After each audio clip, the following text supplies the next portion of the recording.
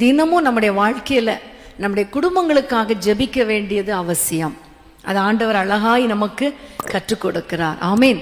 உங்களுக்காகவும் உங்கள் குடும்பத்துக்காகவும் அழுது ஜெபம் பண்ண வேண்டும். இப்போ நம்ம எல்லாம் கரங்களை உயர்த்தி ஒரு 2 நிமிடம் நம்முடைய குடும்பங்களை ஆண்டவருடைய கரத்தில் ஒப்பு கொடுத்துருவோமா?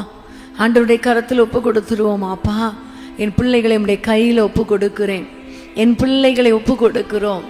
சிறு பிள்ளைகளா இருக்கலாம், பெரிய பிள்ளைகளா இருக்கலாம், திருமணமான பிள்ளைகளா இருக்கலாம், பேர பிள்ளைகளா இருக்கலாம், பேர பிள்ளைகளுக்கு பிள்ளைகளா இருக்கலாம்.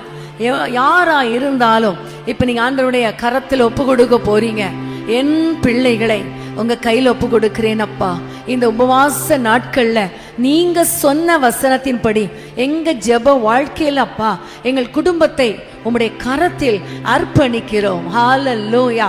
ஆண்டவரே, உம்முடைய கரத்திலே அர்ப்பணிக்கிறோம் அப்பா.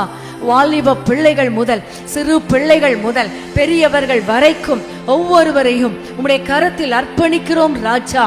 ஆண்டவரே, உம்முடைய பிள்ளைகளுடைய எதிர்காலங்கள் ஆசீர்வதிக்கப்படுவதாக, பரிசுத்த வாழ்க்கைக்கு கொண்டு வாங்க, பிள்ளைகளை பாதுகாத்து கொள்ளுங்க.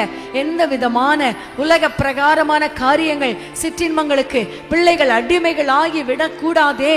கர்த்தருடைய பாதுகாப்பின் கரம் பிள்ளைகள் மேல் இருக்கட்டும். சிறு பிள்ளைகளுக்கு நல்ல ஞானத்தை பலனை தாங்க.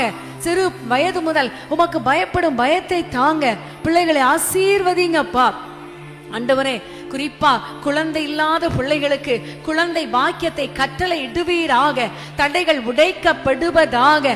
ஆண்டவரே, திருமணம் ஆகாத பிள்ளைகளுக்கு திருமணம் நடப்பதாக. தடைகள் உடைக்கப்படுவதாக. பிரிந்த குடும்பங்கள் இணைக்கப்படுவதாக. திருமணம் ஆகியும் கஷ்டத்தோடு வேதனையோடு இருக்கிற பிள்ளைகளுக்கு அற்புதம் செய்வீராக. ஒரு விடுதலை உண்டாக்குவீராக ராஜா. கிருபைக்கு ஒப்பு கொடுக்கிறோம். எல்லா பலவீனங்கள் மாறட்டும், சோர்வுகள் மாறட்டும், தரித்திரங்கள் மாறட்டும், தற்கொலை ஆவிகள் பிள்ளைகளை விட்டு வெளியேறட்டும். கர்த்தர் பிள்ளைகளை ஞானத்தினால நிரப்புங்க, உயர்ந்த ஸ்தானத்தில் வைப்பீராக. தொடர்ந்து உம்முடைய கிருபைக்கு ஒப்பு கொடுக்கிறோம். இயேசுவின் நாமத்தில் ஜெபிக்கிறோம் பிதாவே. ஆமென்.